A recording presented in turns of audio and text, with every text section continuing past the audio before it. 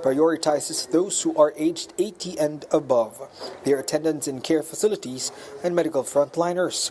The Philippine government is still in talks with Pfizer for the procurement of vaccines under a non-disclosure agreement. For Pfizer, nakapagpirma na po ang Department of Science and Technology through the Philippine Council for Health Research and Development ng confidentiality data agreement at pinadala na ho natin sa Pfizer itong CDA na ito for their consideration and mapirmahan na po. Pfizer's vaccine must be administered twice and is expected to give immunity for at least a year. Based on Pfizer's deal with the United States, the two-dose vaccine is worth $39. It must also be kept extremely cold, under -70 degrees Celsius and below. But the DOH previously said the Philippines has yet to have sub-zero storages in government facilities.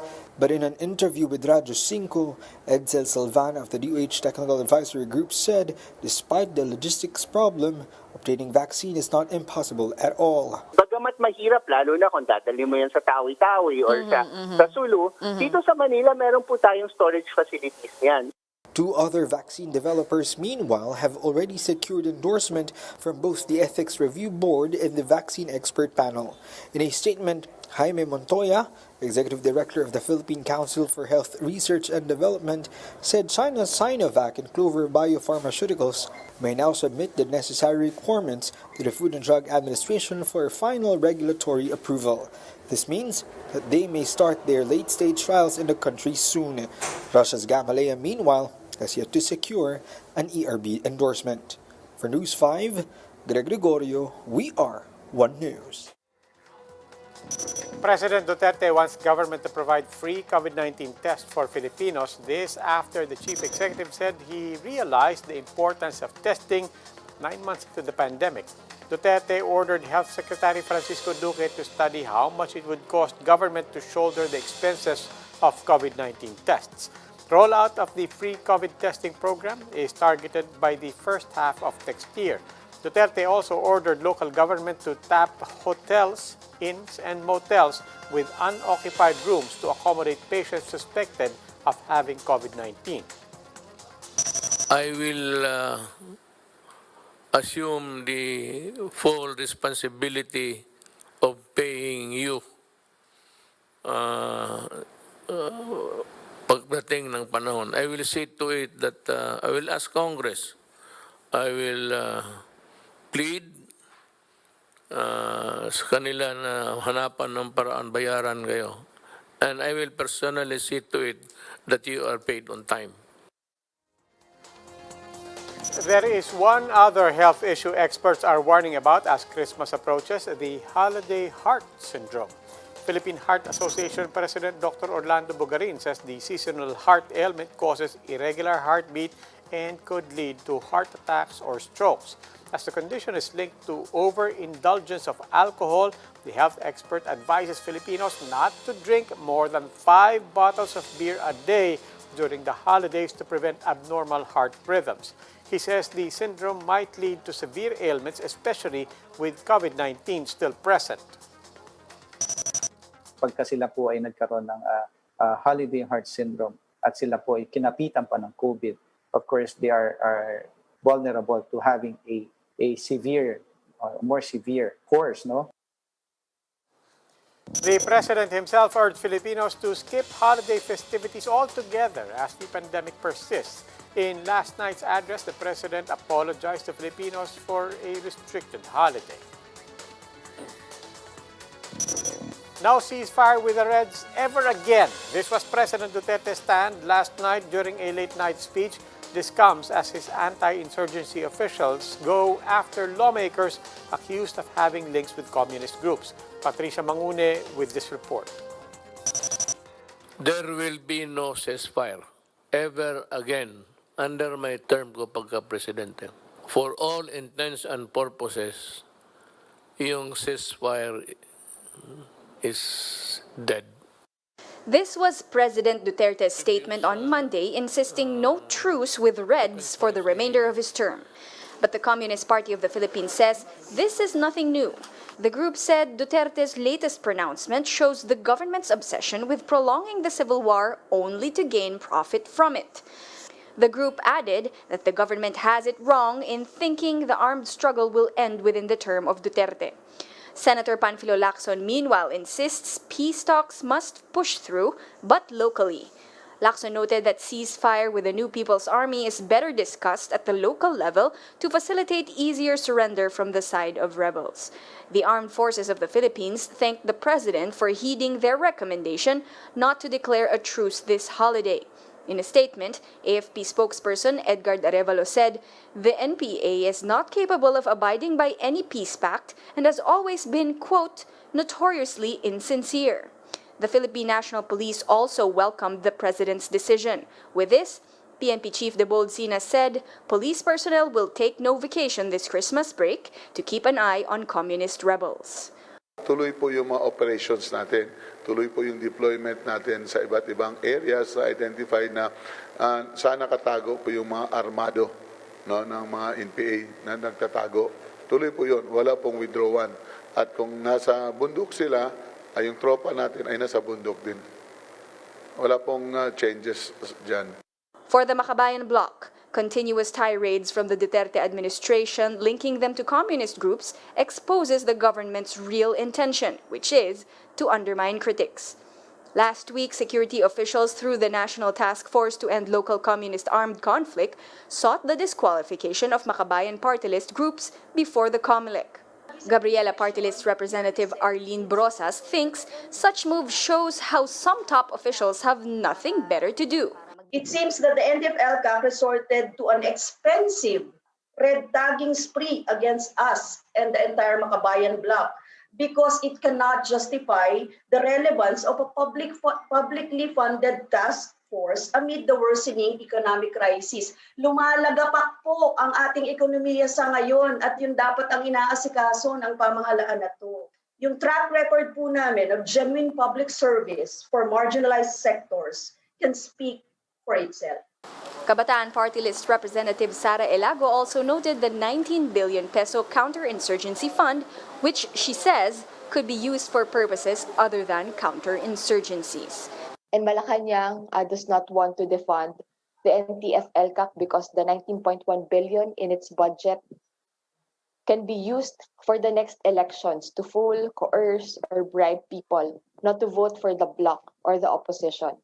Elago recently filed administrative charges against the NTF-LCAC officials for red tagging and spreading fake news.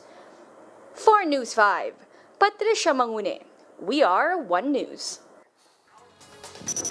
We'll go for a quick break. When the big story returns. NLEX Corporation already has a blueprint to improve the gridlock in Valenzuela.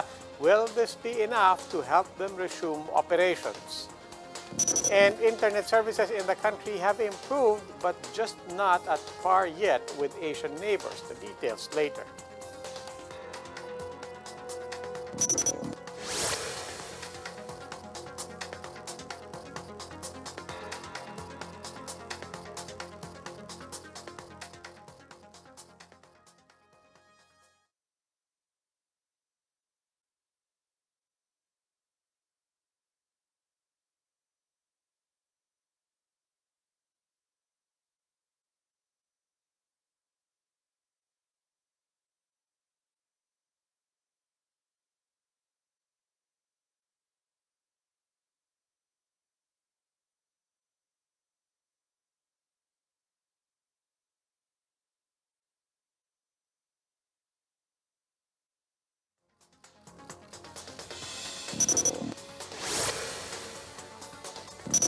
Good evening, I'm Robbie Alampay. You're still watching The Big Story.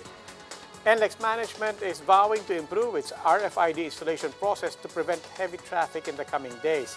This as the Valenzuela LGU says it is ready to lift the suspension once NLEX complies with their demands. To give us more updates, we have Gerard de la Peña in Valenzuela. Gerard, what happens now? Robbie, toll fees are still waived at NLEX toll gates in Valenzuela City, and the embattled NLEX Corporation is hoping to resume to normal operations soon as they lay out their plans to the local government. Gone are the long lines of vehicles at the Mindanao Toll Plaza of the North Luzon Expressway.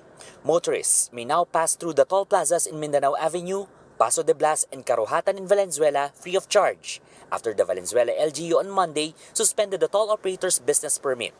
A fuming Mayor Rex Gatchalian cited the traffic jams in the area caused by vehicles scrambling to claim their RFID stickers in the past weeks. In response, the NLEX management acknowledged its shortcomings and has presented plans to improve the gridlock. The operator will move the RFID sticker installation and reloading away from the toll gates in Valenzuela. It is also looking at putting up more reloading sites and allowing motorists to top up through their mobile phones. For better readability of stickers, NLEX plans to install additional RFID antenna and sensors at toll gates. It will also redesign the Karuhatan Toll Plaza to accommodate more vehicles in the long run. That was really a terrible situation that our customers had to endure. So we did that apology to the motorists, especially the constituents of Valenzuela City. Gatchalian says the suspension will be lifted as soon as the company meets the conditions that they have set. Ang sa akin lang, ayusin nila yan. Kung inayos nila bukas, di malilift natin bukas. Kung patatagalin nila, tatagal rin yung lifting. We need a long-term, permanent solution dahil pang matagalan na tong new normal na setup. The Transportation Department has not responded on the matter. But for private groups, it is best for the DOTR to defer the mandatory implementation of cashless toll transactions. The buck stops with DOTR. The buck stops with Secretary Tongade. Kasi po, the entire idea was originated from them ng August 2020. Imagine yung magnitude po ng 2 buwan na paghahanda. Ikumpara ho natin sa 36 months na paghahanda doon po sa full transition. Robbie, the NLEX management will meet with Mayor Gatchalian on Wednesday, hoping to finally meet halfway on the matter. Robbie. The National Telecommunications Commission is banking on the National Broadband Program to help the country keep up with its neighbors when it comes to internet speed. But as it is, the agency has already noted a marked improvement in the services of telco firms. How so? Meanders Baños explains. The National Telecommunications Commission and telco firms held a briefing on the status of internet in the country. NTC Commissioner Gamaliel Cordoba admits that telcos are having a hard time coping with the demand of consumers. Cordoba notes that the demand increased to as much as 500% at the start of the COVID-19 pandemic. But at the same time, many employees of internet providers have been forced to work from home due to restrictions. Pinahirapan po ang ating mga telcos na magpalabas ng tao dahil po ron sa mga lockdowns, So, doon po siguro naramdaman ng ating Pangulo na medyo sumama ang service po ng telecommunications. Tech firms meanwhile report that efforts have so far been made to improve their internet connection. PLDT Smart for One is given free upgrades and speed boost to their customers as they continue to enhance their fiber optic network. I also want to highlight that we have the biggest fiber optic network po sa bansa. To help support the economic recovery, we had packages of work at home and study at home kasi alam po natin na everybody was already at home working and studying, and also e-commerce.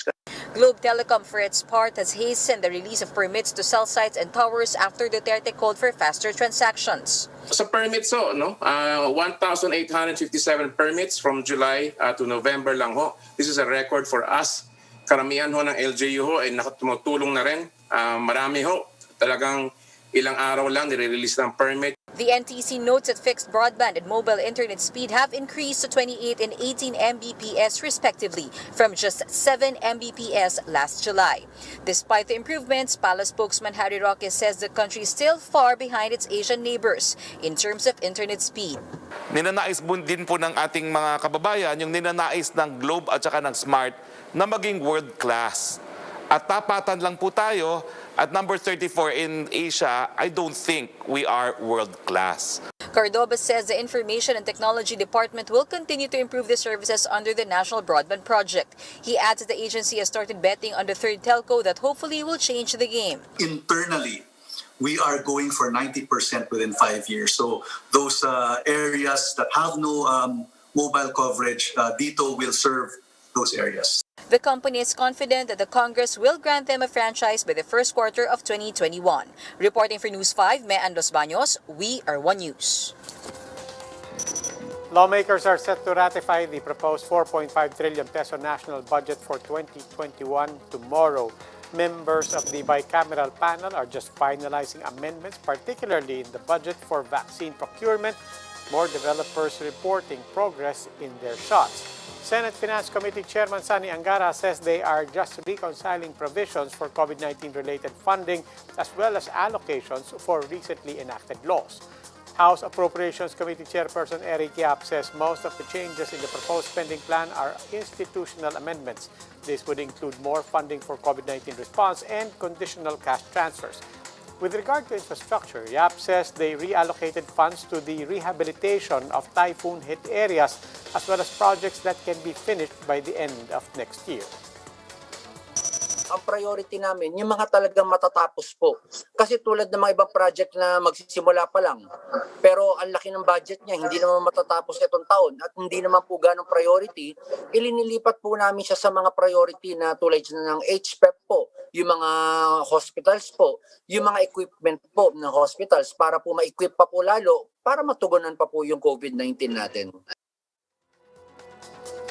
And these are the other big stories today. An overseas Filipino worker in Taiwan was fined 100,000 new Taiwan dollars, that's around 170,000 pesos, for staying outside his quarantine room for just 8 seconds. Taiwan, which has had no local cases for a record 200 days, strictly requires visitors to observe a 14-day isolation upon arrival. But CCTV footage shows the OFW placing an item at the doorstep of his friend who's also under quarantine. Speaking of OFWs, the country has deployed the fewest migrants in nearly 3 decades due to the pandemic. The Philippine Overseas Employment Administration reports only around 700,000 OFWs were sent abroad from January to October. That's practically tantamount to the OFW deployment in 1996. That's a year before the Asian financial crisis. Cash remittances from OFWs also went down 1.4% from January to September.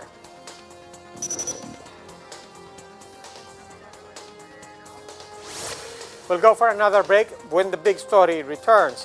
As the country expects a population boom due to the pandemic, maternal deaths are also on the rise. Find out why next. And find out too which Pinoy street food has been dubbed as the most challenging among Filipino delicacies. The answer when we come back.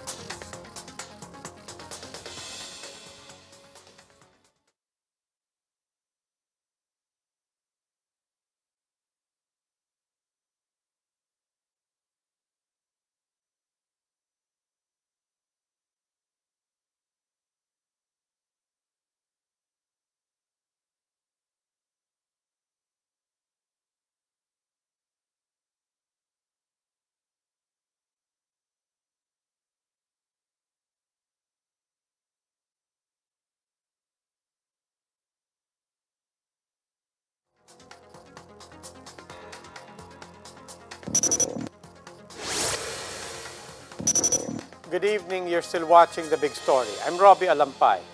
The Population Commission is seeing an uptick in women getting pregnant as lockdowns persist, but they fret over the increase in maternal deaths as pregnant women fear going to hospitals. Laila Pangilinan with the story.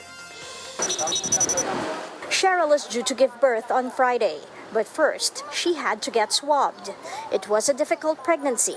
She even failed to have her gynecologist checkup during her first trimester at the onset of the pandemic. Nung nagpa-check up kasi ko, 4 months. Kasi hindi pa pwede kasi nga lockdown. Ellen is also due this month. She doesn't mind going to the health center for her monthly checkup, but worries giving birth in a hospital.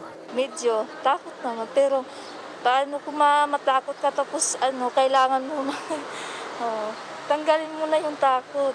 Basta maniwala ka lang sa taas. There is a decline in the number of pregnant women having their monthly checkups due to the pandemic. According to the National Commission on Population and Development, more mothers refuse to go to the hospital for fear of catching the virus. Mothers don't want to go to hospital or are being turned away from hospital and told to go to lying-in clinics.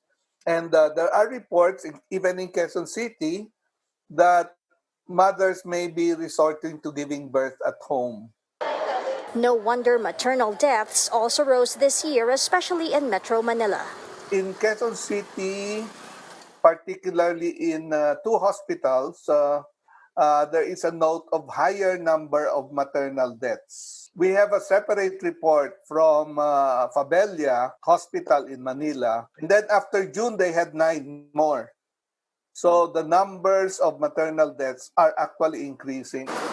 Meanwhile, in rural areas, there is a spike in pregnancies, attributed to financial problems, lockdowns, and the Balik Probinsya program. The phenomenon of increased births might be seen more in the rural area than in urban centers because of the movement of people. But we do expect an increase. The Commission on Population expressed concerns over the sudden increase in population next year. The Philippine Statistics Authority projects a population of 109.5 million this year and around 111 million by the end of 2021. This will include the unexpected pregnancies brought by the pandemic this year. For News 5, Laila Pangilinan, we are One News. Meanwhile, some say a population boom is exactly what a country like Japan needs right now. Their government is looking to purposely boost its birth rate by funding A1 matchmaking initiatives. Birth rate in Japan slid nearly 6% last year to around 865,000. That is the country's lowest annual figure ever. Factors being looked at include the drop in the number of marriages and citizens getting married at a later age. Apart from ramping up immigration strategies, local governments have resorted to artificial intelligence-based matchmaking systems to pair up people. So far, many users only consider criteria such as income and age, producing limited results in the event of an exact match. Some regions in Japan have already introduced systems taking into account people's hobbies and values, but they can be costly.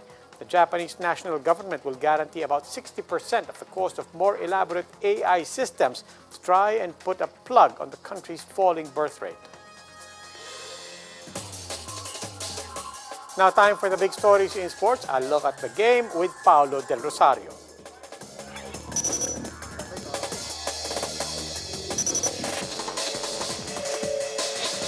Thanks, Robbie. Barangay Ginebra inched closer to the All-Filipino Cup crown last Sunday, but TNT Tropang Gigas RR Pogoy gave them a run for their money late in the fourth quarter. We caught up with PBA correspondent Carlo Pamintuan last night to talk about Barangay Ginebra's mindset heading into Game 5. Coach Simcon said in the post-game press conference that closing out a team as good as TNT will be a tough task for them because of just how explosive they can be on offense. We also what happened in the last game. Even if Barangay Ginebra led by a substantial amount in the fourth quarter of action, TNT, even without Ray Parks playing, even without Jason Castro playing in the fourth quarter, was able to storm their way back into the contest and actually give them a shot at winning it in the end game. It just didn't happen because of the heroics of LA Tenorio. So you better believe that Barangay Ginebra still thinks that the TNT Tropangiga will give them a tough challenge come Game 5 as they try to close out the entire series. Game 5 of the PBA Finals between Barangay Ginebra and the TNT Tropang Giga happens tomorrow, 6 p.m. on One Sports and on PBA Rush. And those were the latest from the game. Back to you, Robbie. Thanks, Paolo. Meanwhile, the Philippines has yet to put itself on the map as an international dining destination, but this recognition might just be a good starter. The Philippines has been named the most underrated foodie destination in the world. The country came out on top of Chef Spencel's latest poll, which surveyed 250 chefs and foodies from around the world. Chef Spencel said the country's cuisine has a rich mix due to trade and migration with Indian, Chinese, and Western influences. The website also encouraged daredevils among foodies to try out what was described as the most challenging of delicacies, balut.